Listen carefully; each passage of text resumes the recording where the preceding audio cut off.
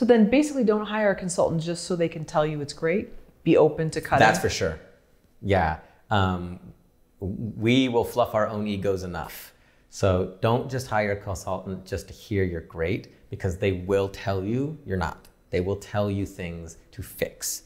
Be open for that. Again, you don't have to take the notes. They may be way off base because it's just an opinion from another writer or working professional, but they do have valid points, and just take those. Just say thank you and see how it could work. Try and play with it in your head. Give it a chance. You know, okay, well, how could this work? Let's see if we do point A to point D, and if we get it to that way, sure, let's try that. And if it doesn't sit right in your gut, you'll know. But again, don't listen to your gut because of your ego, though.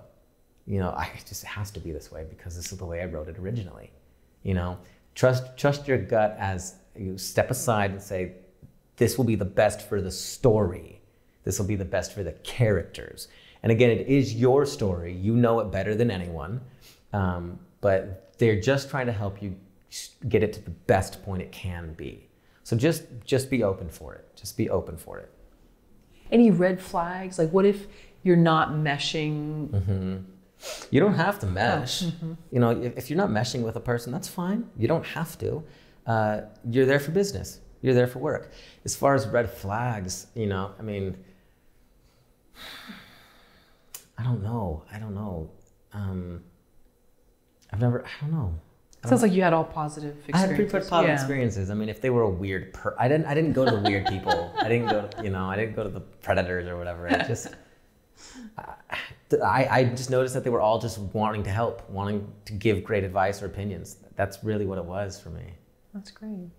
And so after 6 or 7 or 8, you were like, I think I'm good. Yeah, whatever it was. I don't need to. It got to the point where I was getting so many varied opinions that were so different from each other, because this person would say, fix this, and that person would say, no, keep that, fix this. So it was very, very different. I got to the point where I was like, okay, I've got enough I can choose from if I want to. And then honestly, what ended up happening was I picked a couple here and there, and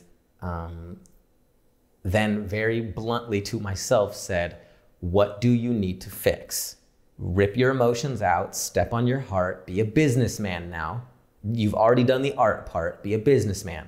What needs to be fixed?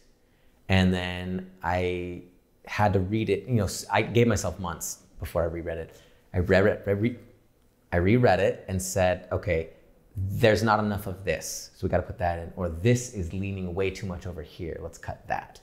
And then I just started cutting it and adding in the very little bits that I got from all the notes. Like that, I did like that. And I would just put them in here and there if I needed to. But I got to the point where it was the most important point I think any artist can get to is self-evaluation, you know, and just saying, you know what, this needs to go, or this needs to stay, or I need to adjust that. And being able to just step away from it emotionally and logically say, I need to fix this, because that's the best piece of advice I can give is learn to step away from your ego and learn to cut when you have to, you know? Don't be precious about your work. I like that. I think that's easy for everybody to do. I don't know.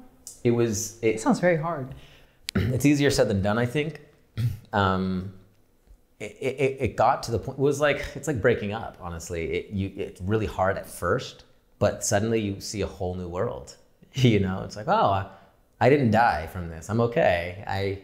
And then it just got exciting. Then I developed the habit of cutting. I developed the habit of self-editing, right? So I think you get more seasoned with your writing and you get more proficient, and then you get to the point where it's like, no, it's just part of the job, you know? And so then you start, now I look forward to it. And then in the editing room, I was like, all right, what else can we cut? What else can we cut? What else can we cut? You know, my editor was like, well, if you keep cutting, you're not gonna have a movie. And I was like, he's like, you're getting so good at this. He goes, trust me, you know, you get from point A to point B as fast as you could. They say, you know, enter a scene as fast as possible, get out of it as fast as possible.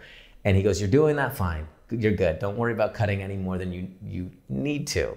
So that was the next piece of advice I had to learn was don't overcut just because it got easy to cut, you know, or don't over self-edit because it got easy to. So learn how to self-edit and then know when to edit, you know.